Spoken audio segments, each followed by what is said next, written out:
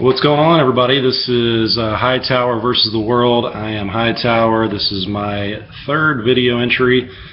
Hopefully getting a lot better. I looked at the first two, and man, if I was you guys, I'd probably be falling asleep. So I'll definitely be picking it up a little bit and shortening the videos to probably about 10 minutes or less. 15 minutes is pretty long. But this is a Hightower versus UFC Condit versus Alves, which happened over the weekend, Saturday in Brazil. The headline was Carlos Condit versus Thiago Alves.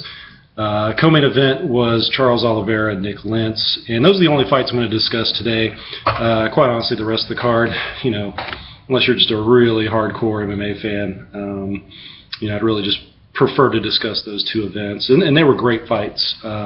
Really to start at the top. Actually, I'll start with the co-main event, which was Charles Oliveira and Nick Lentz. Those guys, man, talk about putting on a battle. That is MMA at its best. When you're seeing technique, you're seeing counter striking, you're seeing counter grappling, you're seeing different strategies being employed, and you're seeing guys that are at the top of their game.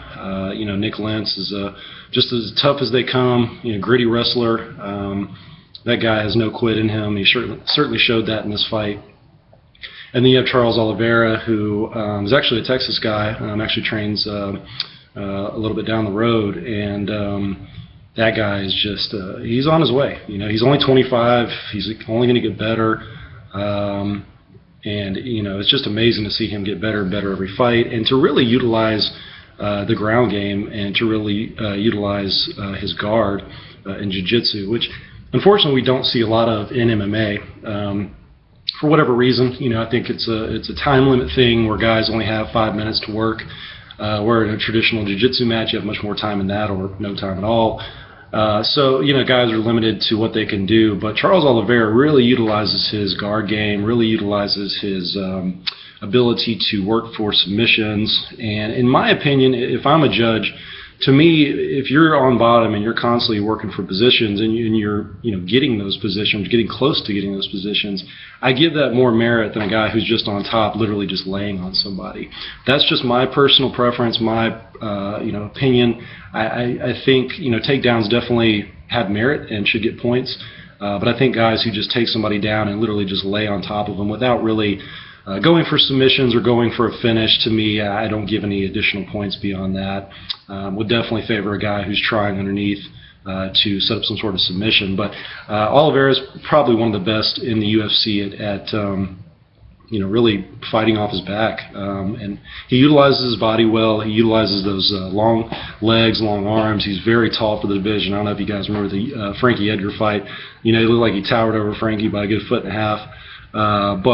Man, one thing I really liked about Oliveira's game is not only his jiu-jitsu and the fact that he sticks to it and the fact that he believes in it, but you saw him utilize his length in this fight. Those knees that he landed on Oliveira were just devastating. Every one that landed, you could tell, just took a little bit something out of Lentz. And to Nick Lentz's credit, he stayed in, he battled. I think most guys maybe probably fall after 4 or 5 of those knees and never get back up. But Nick Lentz is such a grinder and such a tough kid, man, that he just kept coming back, and he was landing on Oliveira. He was clinching well. He was as best he could, at least when he was with Oliveira. He was throwing some good strikes. But you could tell Oliveira was just as far as the ground game, a little bit more aggressive, and also on the feet as well, mixing up the dynamic striking with the knees. But overall, it was a great match. That is, like I said, MMA at its finest. Oliveira secured the win in the 3rd round with a vicious choke. I mean, I was watching that thing. I watched it 3 or 4 times since, and nobody's getting out of that choke. Nick Lentz is just a tough guy. And most guys would have probably tapped right away. I mean, you could see Oliveira just straining with every fiber of his muscle and being to get that choke to work. And he got it, and it was amazing. And I think those guys, bravo, thank you for being what MMA should be. And I look forward to Oliveira moving on to bigger and better things. And Nick Lentz will be back as well. So great fight, co-main event.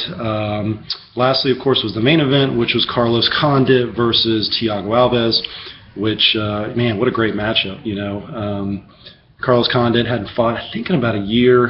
You know, he had that injury with Tyron Woodley, and you know, was out with a knee injury, which in some ways I think can almost be a little bit of a blessing. Not that anybody should go purposely hurt their knee and sit out, but it almost gives the fighter, it almost forces them to have to sit back and really let their injuries heal up. Versus just constantly getting back in there hurt, So I was expecting Condit to come in fresh and in shape, which he always is. I mean, the guy's a cardio machine.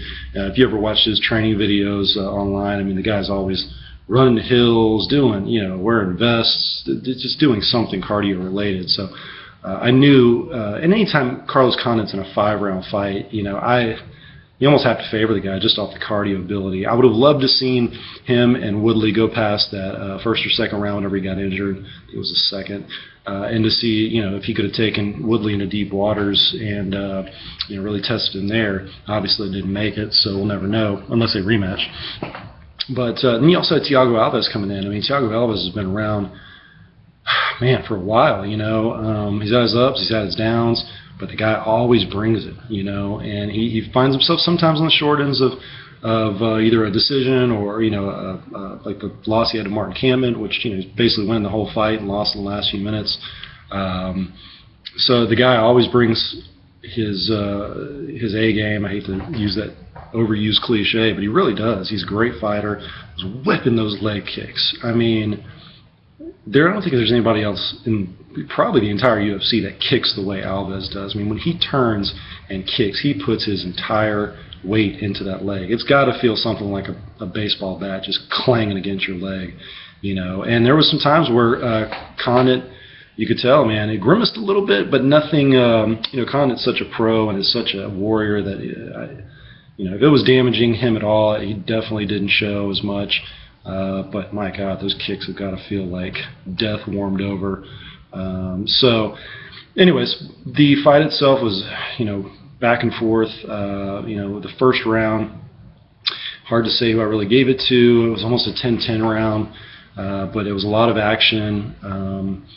And the second round started off much of the same action, back and forth.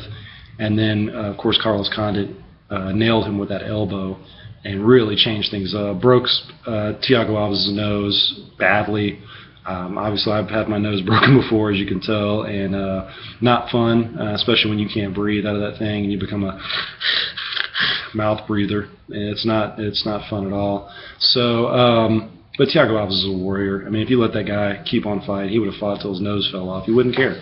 You know, he's a warrior, and I think the doctors made the right decision on that one, stepping in after Condit, you know, took advantage of that. I mean, Condit did what he was supposed to do. He swarmed right after that. He made calculated shots. He kept using those elbows, which are just, I mean, those things are like hammers, you know, and he used them so well. You know, I'm sure he's been training with John Jones and Winklejohn and Jackson. Those guys have got him utilizing those. But, you know, tall guys, I'm tall. Tall guys should always use those elbows. You know, I think John Jones exemplifies it best. You have that ability to keep distance, and you also have the ability to have distance with those menacing elbows. And Carlos Condit did it. You know, man, what a spectacular win, spectacular comeback for him. You know, as far as his next move, you know, I think there's a lot of people calling already for a title shot. I'm sure they're going to have to wait and see what happens with Lawler and Rory McDonald. But, you know, hey, any one of those guys that wins and fights Carlos Condit would be great. Rory, you get a rematch of what, you know, Rory basically dominated for almost 2.5 rounds in that first fight. So that'd be a storyline there. Of course, you know, Lawler and him would make for great action. You know, I think Johnny Hendricks is even an option out there. I haven't heard a lot of people talking about that. And I don't know if it's just me, but their first match was amazing, you know, and I think a rematch could only be even better. But there's a bunch of different options for him out there, so we'll see what happens. And Thiago Alves will bounce back. You know, that guy has earned his stripes. He'll be around for a long time, so I'm sure they'll match him up with somebody somebody really good in the future. But anyways, it's like I said, I want to keep this relatively short and keep condensing these down a little bit, make them a little bit more entertaining. That was my take on UFC Alves versus Condit. Great fight, or I should say the last two fights were really, really amazing.